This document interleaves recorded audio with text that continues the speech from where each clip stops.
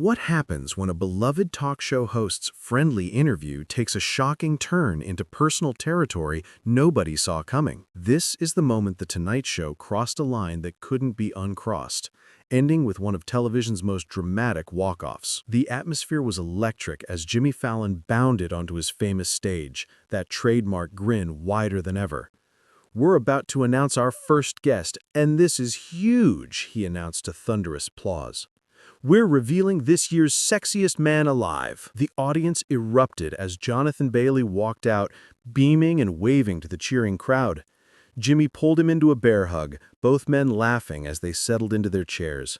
"Look at this," Jimmy gushed, holding up the People magazine cover. "How does it feel to be the sexiest man alive?" Jonathan smiled warmly. "It's an honor of a lifetime, Jimmy. And I want to thank you for turning it down so I could be here." The audience laughed, but Jimmy's smile seemed to tighten just slightly.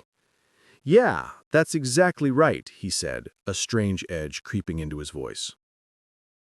What started as a celebratory interview quickly took a dark turn when Jimmy leaned forward, his eyes narrowing.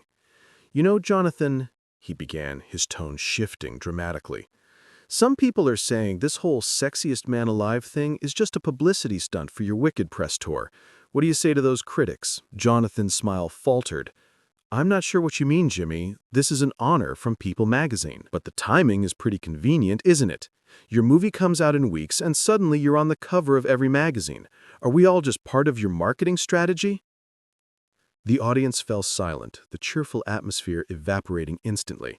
Jonathan shifted uncomfortably in his chair. "Jimmy, I think you're misunderstanding what this is about." "Oh, I understand perfectly," Jimmy shot back, his famous friendly demeanor completely gone. "Let's talk about how you went from Shakespeare to blockbuster films. Some might call that selling out.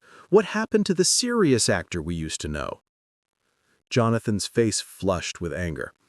"I think you're crossing a line here. I came here to celebrate this honor with my fans, not to be attacked." The real explosion came when Jimmy held up a printed email.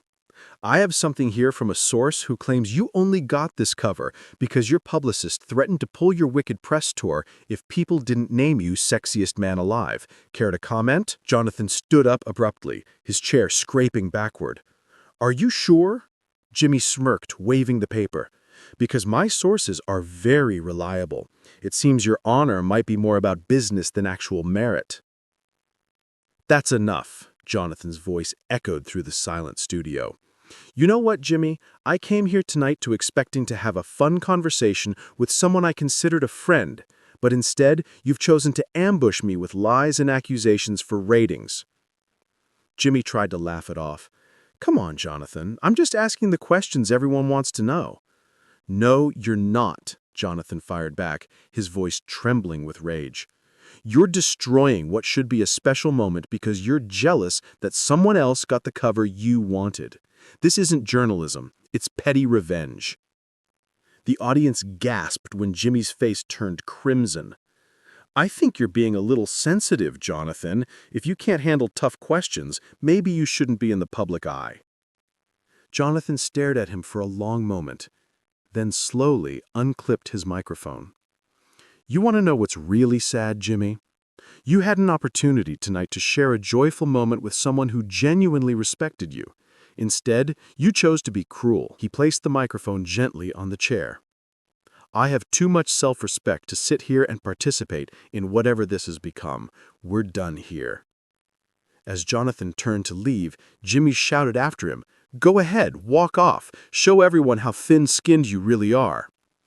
Jonathan stopped at the edge of the stage and turned back one final time, his eyes locking with Jimmy's. "The only thing thin here, Jimmy," he said calmly, "is your character." And with that, Jonathan Bailey walked off the Tonight Show stage, leaving behind a stunned audience, a humiliated host, and a moment that would haunt both of their careers forever.